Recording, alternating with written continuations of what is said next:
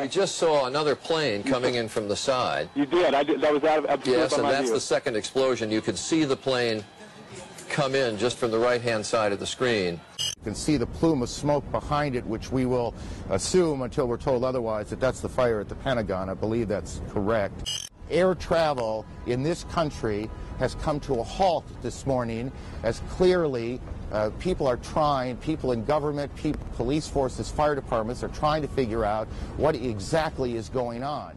On the morning of September 11th, I was working at the National Guard Bureau in Crystal City in the J6, the Joint Staff 6. We were about maybe 2 blocks away when the plane went into the Pentagon. At that point, I sent Sergeant First Class back to the building to let them know where I was going, and then I headed to the Pentagon. It was, as you can tell, mass confusion there for a while, with everybody trying to get people out of the building. We had devised an idea of using a piece of equipment to track cell phone frequencies. Once we determined that technology would work, we left out and went on the morning of the 12th and actually gained access to the scene, teamed up with some other personnel, and actually started doing searches inside the building. Once we picked up a signal, Bob would stand outside the hole, and then I would go inside the Pentagon to retrieve the cell phone or see if there was somebody there that was hurt or needed help. It was hard in the beginning. We started our search on the front side of the building. Of course, there was stuff floating everywhere because the Pentagon was still trying to catch on fire at that point. We made our way back around between C and B corridor. There's a hallway there.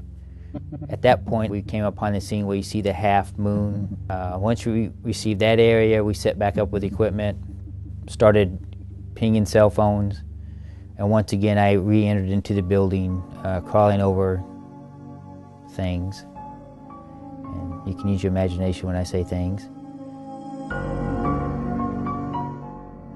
When I went home, I really didn't talk about it. I took my uniform off, threw it in the wash. I took my boots off, my gloves, and my hat, stuck them in a box. They're still in a box to this day. And didn't talk about it.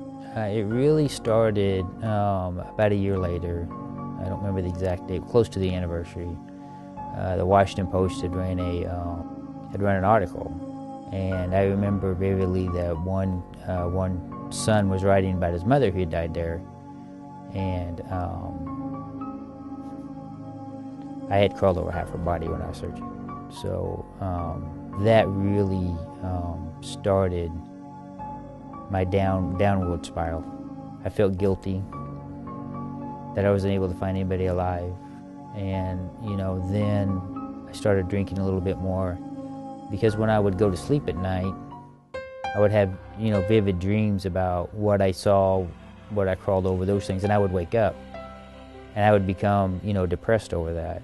A friend I worked with finally went to the person in charge and said, hey, we need to get him in counseling. So they sent me to counseling, which was a good thing. I entered counseling. However, when I went to counseling, I just wanted to get it over with. So I wasn't honest with my counselor because I was fearful of my military career. And my psychiatrist was more focused on treating me for anxiety and sleeping than me talking about my issues and problems and why I was feeling that way. To be honest with you, I have, and this is still kind of unnerves me today, I have no idea what triggered. I was alone at my brother's house, and an overwhelming sense of guilt came over me. It had been a stressful time home because my family once again was doing things and trying to help me, and I didn't know how to tell them, and it just all built up, and I just didn't want to deal with it no more. I just, it popped in my head. I wrote a note on a napkin saying I didn't want to live with the guilt of not finding anybody alive. Told everybody I loved them. Took 20 sleeping pills and laid on the couch.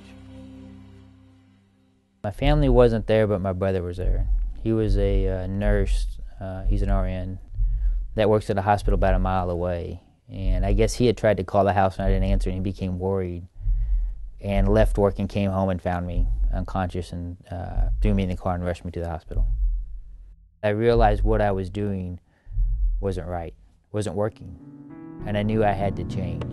You know, I was honest at that point. Because I went back into therapy and because I was honest and talked about in detail what I felt and why I felt that way, you know, even though it was hard for me because, you know, my generation, we just didn't talk about our problems. That's how we were raised. Men just didn't do it. You know, that changed my life night and day. We met in 2007 in Kuwait on deployment. He came through on missions from Iraq, and I was stationed at Camp Arifjan. We were married 2009, and it wasn't until we were stationed in the same area that I was aware that he was having any issues with PTSD. My family knew something was wrong with me, but I couldn't explain to them what was wrong with me. I didn't understand the feelings that he had inside. So he felt that I couldn't relate. And I couldn't. I thought that I was doing something wrong.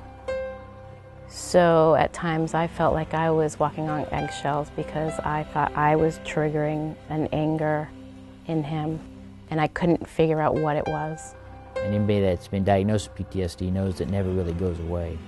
Communication is probably the #1 key for everything. If he doesn't communicate to me that he's having an issue, I might not know. I might miss a signal. I think people fear counseling. They think it's a sign of weakness. I know in Cliff's experiences, he was fearful for going to mental health because the stigma is if you go to mental health, they'll give you pills and eventually you become, you're discharged out of the military. And obviously that's not the case. It doesn't have to end your career. I was a CW2 when that occurred. I'm a CW4 now. I've carried a clearance, TS clearance throughout this whole process. But you have to know too that you have to be honest with your leaders and honest with your counselors and honest with yourself. I think it's important for military members especially to know that counseling is available, and they shouldn't wait for someone else to kind of push them along to seek it out.